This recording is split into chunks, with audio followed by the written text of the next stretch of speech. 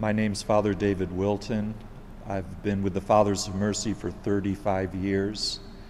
And before I joined the Fathers of Mercy, I was out in the world working in retail and also volunteer work as an EMT and a volunteer fireman. Previous to that, I was even with another religious order for a short while, about a year and a half, and I actually went to Rome and was studying in Rome, but found out that through discerning and guidance from my spiritual director that I was called elsewhere. And of course, I ended up finding out that I was called to be a Father of Mercy. Actually, I can say that I first felt a call to the priesthood when I was a boy, maybe third or fourth grade, when I was starting to serve Mass at my home parish at St. Matthew's in East Syracuse, New York. I fell in love with serving at Mass, and basically I think that's where the seed was planted, where I started to think about, could I possibly be called to be a priest? And at that time I was kind of familiar with religious life also. I was taught by the Franciscan Sisters of Syracuse, New York.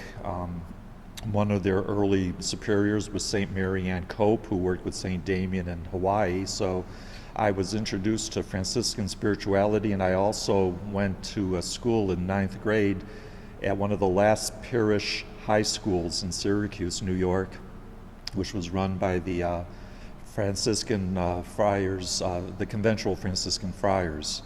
And so I had a great love for the Franciscan spirituality and a great love especially for St. Maximilian Kolbe, who was one of my favorite saints growing up. So when I was a teenager, I couldn't wait until the Immaculata magazine would come every month, and I would devour it.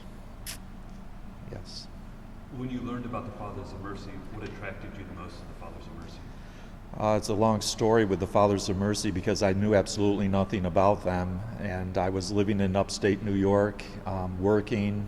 I had been with another religious community, and I was wondering where exactly God was calling me, and I saw this advertisement in a Catholic publication talking about this obscure group, the Fathers of Mercy, preaching parish missions and dedicated to the Blessed Mother and the magisterium of the Church. And I looked them up in the Catholic Almanac, and to tell you the truth, I wasn't interested because the Catholic Almanac said that they were a missionary group, and I didn't think God was calling me to become a missionary, to be quite honest with you.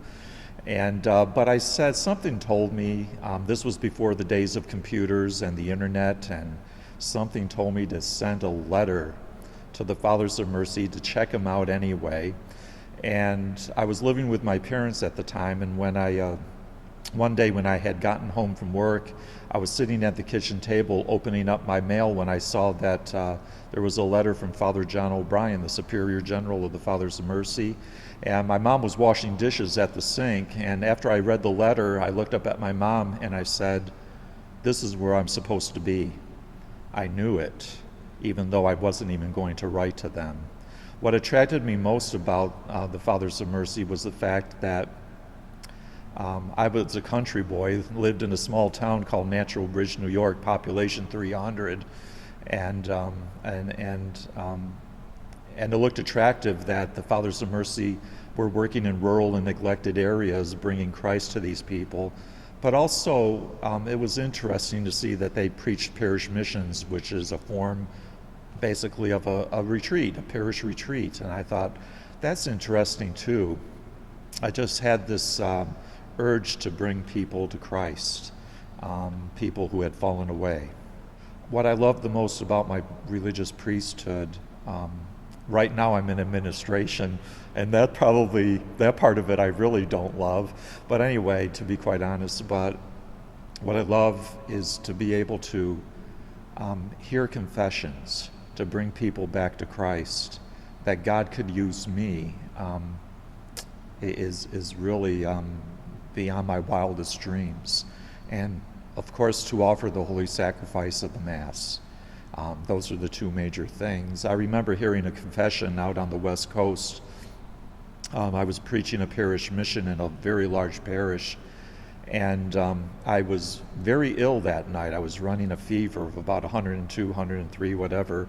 But I heard confessions for hours. In fact, I heard confessions until 2 in the morning. And I know why I was there that night and why I had even a fever. There was a gentleman that came in who had been away for a long, long time. And to be quite honest with you, the two of us were actually crying at the end of his confession. We were crying tears of joy that the lost sheep had come home. So that was worth the whole fever and the whole trip, that one confession alone. What advice would you give to a young person discerning their vocation to priesthood or religious life? The important thing is that a young person does what God wants them to do. It doesn't matter what we want. Our plans really don't matter at all. I had great plans when I was young, and they weren't God's plans. And if somebody told me back when I was 18 years old that someday I would be living in rural Kentucky and traveling around the United States preaching parish missions and retreats, I would tell them, you're out of your mind. Because to tell you the truth, I couldn't even get up in front of 10 people to give a talk. Since I've been a Father of Mercy, I've been in front of crowds of up to 1,000 people giving talks. And that's God's grace. That was God's plan. The important thing is that if God is calling you to do this, you will be happy doing nothing else.